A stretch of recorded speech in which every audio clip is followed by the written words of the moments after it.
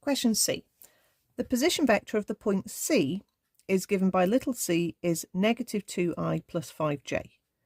The point D is such that the distance between C and D is equal to the distance between A and B, and CD is parallel to AB.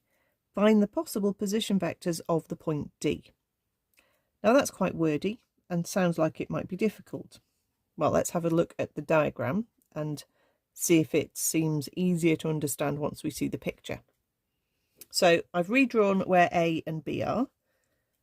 Let's put point C on, and again this is the position vector, so this is going from the origin to point C, so I need to go backwards 2 units and up 5 units, so kind of about halfway in height between A and B roughly.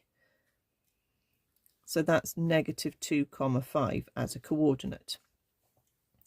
So it says the point D is such that the distance between C to D is equal to the distance between A to B, which remember we know was 5 units. And CD is parallel to AB. Okay, so that's useful. So this is the line, the dotted line is A to B. So what I want to do is go exactly the same as that dotted line in both directions from C. So D could be over there, or it could be down there somewhere. Okay, now once we've seen this, it makes it so much easier. Okay, now remember that we had the journey from A to B. Our answer for the first question was negative 3i negative 4j.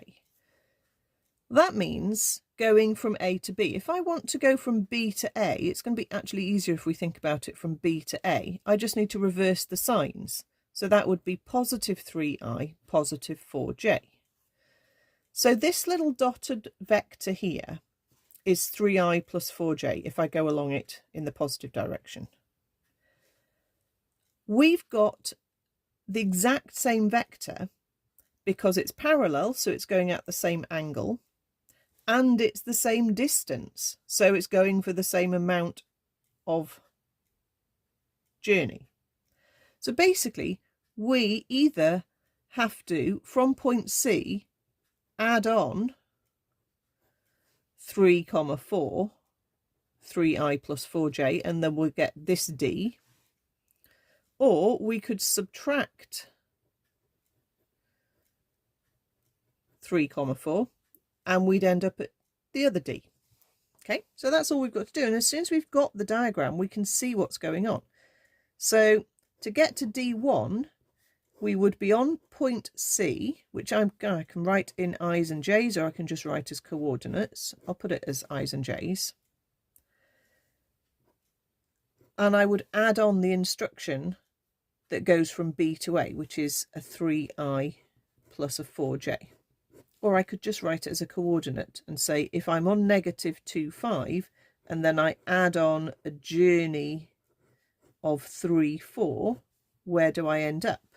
Well, I end up at positive 1, and then I end up at positive 9. So I'd end up at coordinate 1, 9. Okay. So my possible position vector of point D, well, the first one is going from the origin to point D is the same as its coordinates, so that would be one option. Okay, it could be 1i plus 9j, or just I plus 9j. You don't have to write the 1. Or it's the second D down here, where we're on point C. If I write it in vector terms to start with, and then I subtract the journey. So I go backwards 3i plus 4j. Okay. Or I could just think of it as the coordinate minus 2, 5 plus the journey minus 3, minus 4. So you come backwards 3, which lands you on a minus 5 for your x or your I coordinate, and your j's, 5 and a minus 4, lands you on a plus 1. Okay, you don't have to write the 1. So you might get this point instead, which is minus 5, 1. So your other option for your position vector of D would be negative 5i plus j. So effectively, you're just spotting that the journey that you've got to do from C is the exact same journey between A and B, and we know that's changing the x by 3 and the y by 4. So we either go that journey up from C or then that journey and sort of reverse from C.